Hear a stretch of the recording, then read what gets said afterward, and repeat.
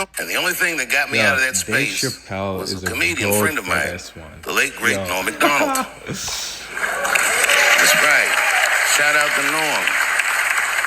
And what Norm did, which I'll never forget, is he knew that I was the biggest Jim Carrey fan in the world. Now, I'm not going to go all into it, but Jim Carrey is talented in a way that you can't practice or rehearse. What a God-given talent. I was fascinated with him.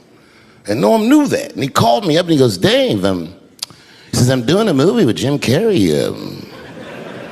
Do you want to meet him? And I said, yes, I do. And it was the first time I could remember since my father died being excited.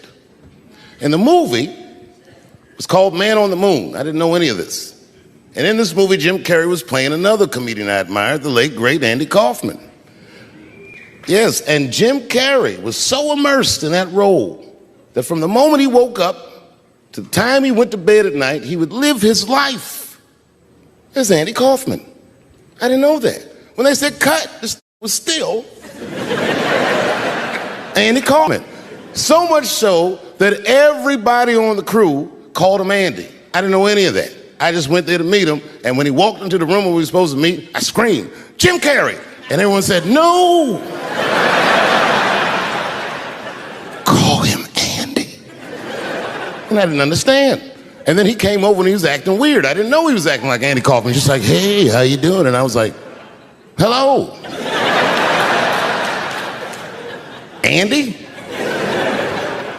Now, in hindsight, how lucky am I that I got to see one of the greatest artists of my time immersed in one of his most challenging processes ever. Very lucky to have seen that. But as it was happening,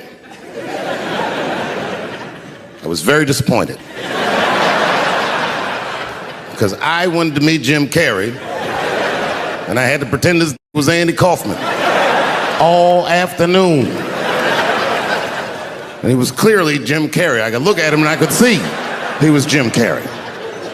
Anyway, I say all that to say, that's how trans people make me feel.